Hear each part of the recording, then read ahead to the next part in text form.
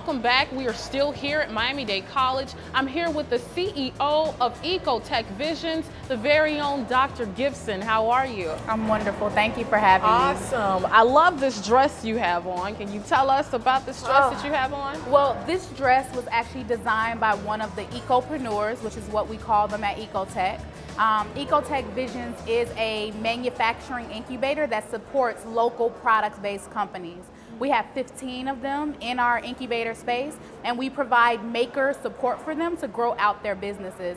This dress was designed by Design Lab Miami, and it has lights in it. The whole dress lights up as you go through the evening. LED lights, and it's actually made from 100% recycled materials. So again, this is Black Tech Week. Can you tell us about the importance of Black Tech Week?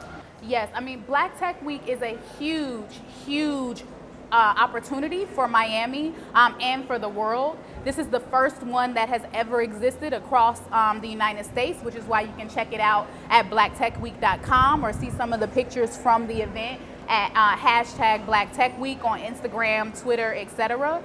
It is a week long of amazing festivities, speakers, panels, and I think people did not know formally that there was such a prolific group of people involved in the tech movement of African descent. So I think as we're in we're in South Florida and connected to Central and South America and a gateway to Africa, Black Tech Week helps to forward people's understanding that this is an opportunity for growth within the Black community here also. When did you realize that you wanted to start Ecotech Visions? Well, I spent 10 years in schooling. I developed a network of schools in New Orleans called Renew. As a co-founder, we opened 6 schools the first year, 11 the second, and 16 the third year. So I have a specialty in organizational scaling. I know how to grow businesses and grow them quickly. But in my work in schooling, I realized that you cannot support children if you don't create opportunities for parents and adults. Children have to see that there's a job opportunity out there other than McDonald's or Walmart or Starbucks, that they actually can use their minds, innovate, and create. And that's what we do. We create beautiful things from clothing to this company, which makes utensils. So this product is made 95% of potato, 5% of soy. Wow. I know, right? This product is made 100% of corn. Right? It almost looks like glass, can revolutionize the market, right? So when you think of technology, we're the low-tech side of things in terms of product-based and utensil-based market, and it just creates huge innovation opportunity for our community, for children, for adults. That's what we do. Ecotech is really thinking about what are the skill sets and the assets we have in the community, which is in design, it is in development, it is in product creation, and then we capitalize off of that to create corporations, to create job opportunities, and to educate people about sustainability.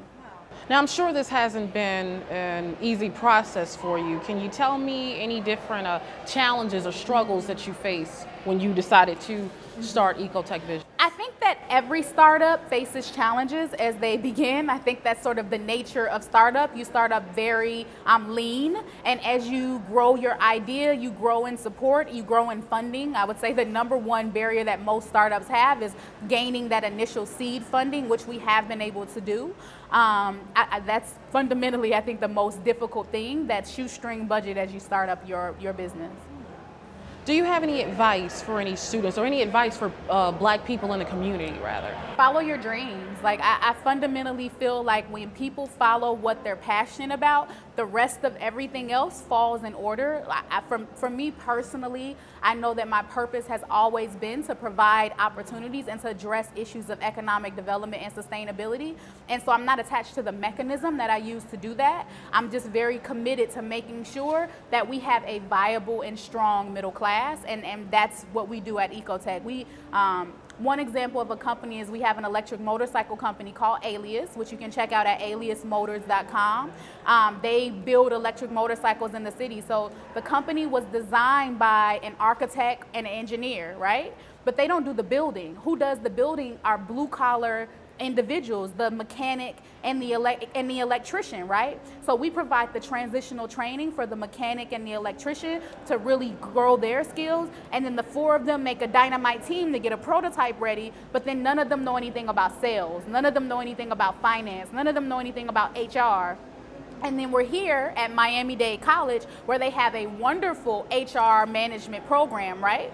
So we provide paid internships for college students to get the training. So we're dealing with that brain drain issue and opportunities for college students to get career track training also, so they can actually use their degrees and grow the skills. So I mean, I think Ecotech really is an opportunity to think about the needs of a community and address them from an additive asset-based framework as opposed to deficit, which is how people often look at the Black community and most communities.